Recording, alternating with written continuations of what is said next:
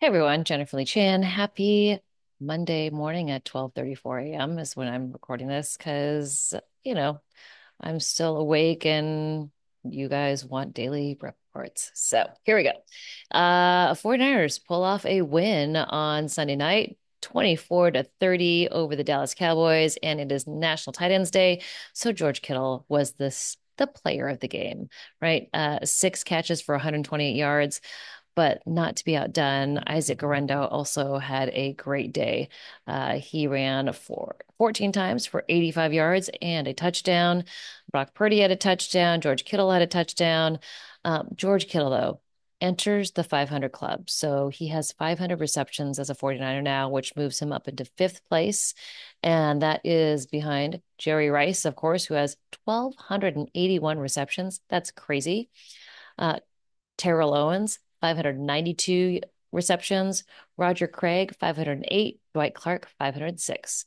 George Kittle, 500 right now. I think he moves up into third place by I don't know, next week. Or not next week because it's the bye week after the Tampa Bay game. If not then, definitely after the Seattle game. George Kittle, just an outstanding day.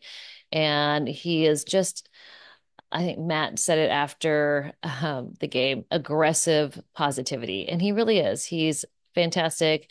His family is fantastic. They're great to cover, they're great to work with. And he started National Tight Ends Day, and it was a record 177 catches by tight ends on Sunday. Who would ever thought? NFL history. So George Kittle brought all of his tight ends out with him when he ran out of the tunnel. And I did post the video of the behind the scenes kind of tunnel when it's at home. So I hope you guys enjoyed that. That's on my channel as well.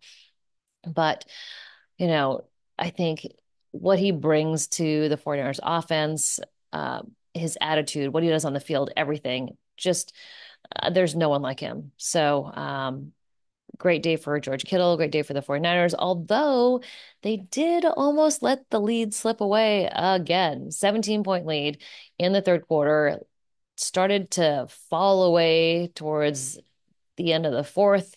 And Matt Mayoko thought he was going to have to write a game report again because it was going to go from winning to losing. Um, on the defensive side of the ball, um, Nick Bosa had a good game. He had a sack. Sam Okwanu had a sack. Fred Warner led the game with 8 tackles. Um, so Devondre Campbell was second with 7. Charvarius Ward had 7 as well. Deommodore Lenoir, interception, 6 tackles. Jair Brown also had an interception. Jair Brown's interception really had to do with Nick Bosa getting pressure on Dak Prescott and him being kind of off, throwing it all the way down. And yeah, just a really good kind of combination of how pass coverage and pressure is combined. So, special teams didn't have a crazy bad day. They didn't have an amazing day, but much better. They always have like one little mistake or, there's always something.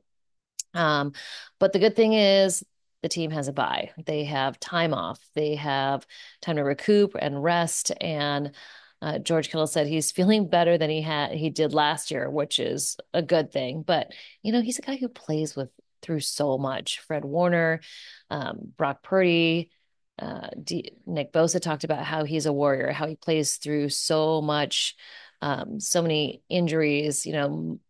Minor to maybe him, but major if it was to you or me. So it's, a guy who is such a great leader for this team, but, you know, he'll get healthy. They should get Christian McCaffrey back after the bye.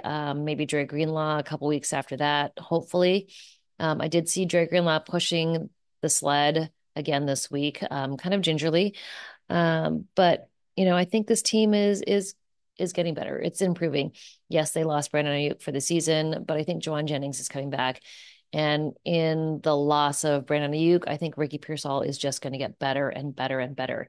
I asked him today, why, how he feels and how much more comfortable he was after another week of practice and especially preparing for the Brandon Ayuk role, all of the different wide receiver spots. And he said so much more comfortable. Last week was just, getting out on the field, just playing his first game. So now he's getting better, more practice with the Brock Purdy. And, he said to me, he's only had 4 full speed practices with Brock Purdy. So the fact that he's out there playing as well as he did, he had 4 catches, caught all of his targets, 4 catches for 38 yards.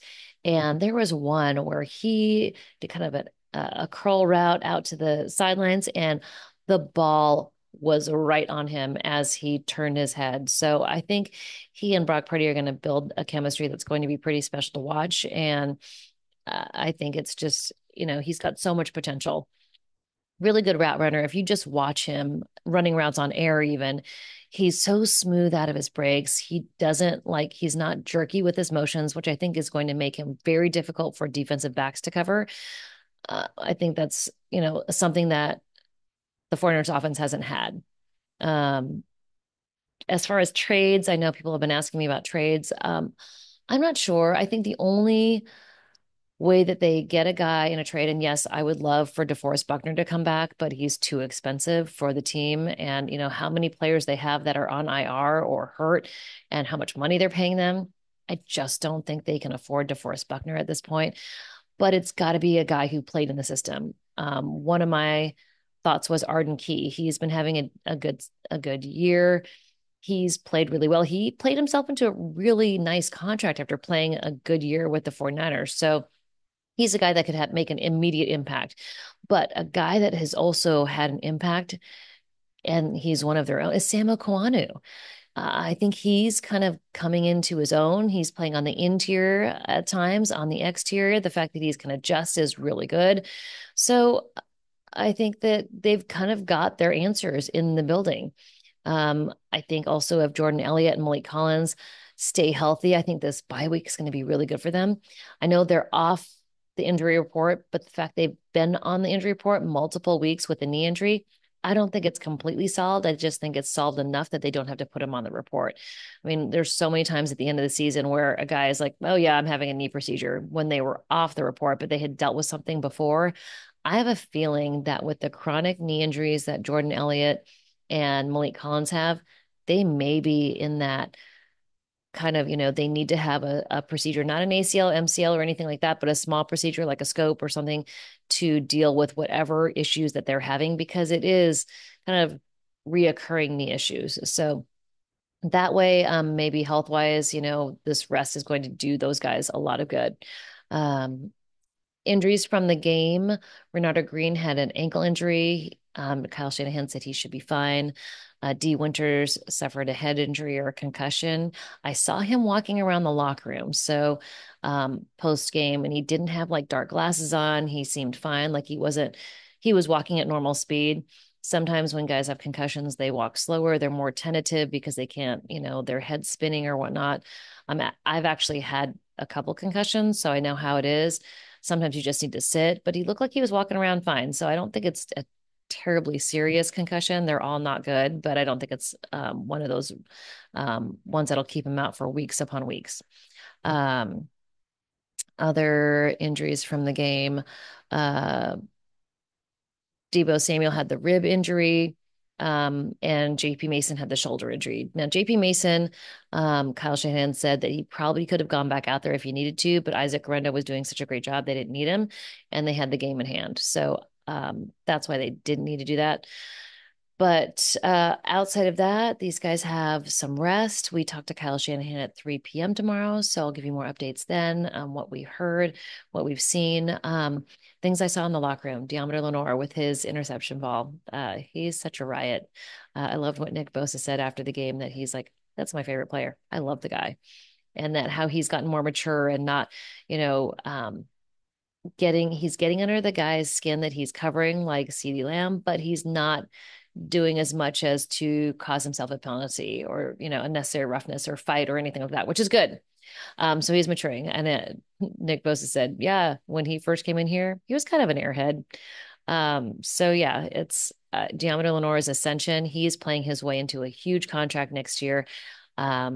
I don't know if the 49ers are going to be able to afford him, but they do have young guys in Renardo Green, Malik Mustafa, Darrell Luter is a guy that they really like as well. So um, keeping Diamond Lenore is going to be tough because he's going to get paid. All right, everybody, it is late. It's 1:45. I'm going to sign off and hope you guys are all well and enjoying your victory Monday. Bye.